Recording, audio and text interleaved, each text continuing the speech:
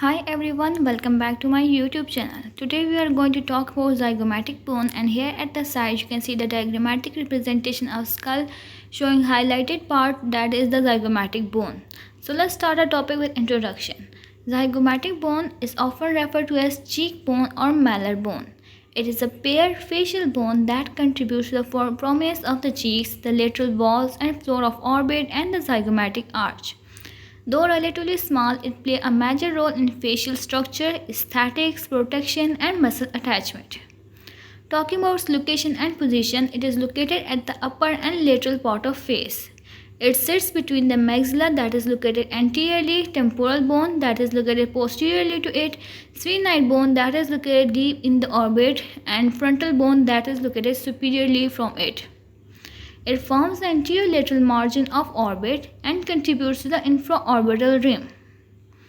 Talking about its anatomical structure, it has lateral surface that is also called as malar surface. It has temporal surface, it has orbital surface. Now let's talk about these anatomical surfaces one by one. First is lateral surface or malar surface. It is convex and smooth. It forms the visible cheek prominence. It contains the zygomaticofacial foramen for the zygomaticofacial nerve and vessels, which supply the skin of the cheek. Next anatomical surface of zygomatic bone is temporal surface. It faces posteriorly and contributes to the temporal fossa. It serves as the origin of the part of masseter muscle that is involved in chewing. Next anatomical surface is orbital surface that form part of lateral wall and floor of the orbit. It contains the zygomatico-orbital foramen that give passage to branches of zygomatico-orbital nerve and vessel. Now let's talk about processes of zygomatic bone. Process of zygomatic bone include frontal process, temporal process, maxillary process. First is frontal process. As you can see here in diagram, it projects superiorly to articulate with the frontal bone. It forms part of inferior lateral margin of the orbit. Next process of zygomatic bone is temporal process. It projects posteriorly and articulates with the zygomatic process of temporal bone to form the zygomatic arch, that is a bridge-like structure critical for muscle attachment. Next process of zygomatic bone is maxillary process that extends anteriorly and inferiorly to articulate with the maxilla. It forms part of infraorbital margin and contributes to the orbital floor. Now let's talk about articulations of zygomatic bone. Each zygomatic bone articulates with the four surrounding bone, and they include frontal bone, sphenoid bone, temporal bone, and maxilla. These articulations integrate the zygomatic bone into the both cranial vault and midface skeleton.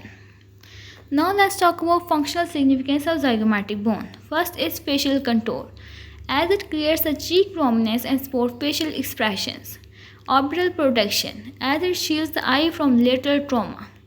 Third functional significance is muscle anchor, as it provides attachment for zygomaticus major and minor muscles that are muscles for facial expression, help in smiling and elevating the lips. And also it provides attachment for masseter muscle, that is the muscle of mastication. Now let's talk about development and ossification of zygomatic bone. It arises from single ossification center, usually around the 8th week of fetal development. It is fully fused and ossified in early childhood. Morphology of it can vary across population, contributing to a difference in facial contour. Now let's talk about clinical significance of zygomatic bone.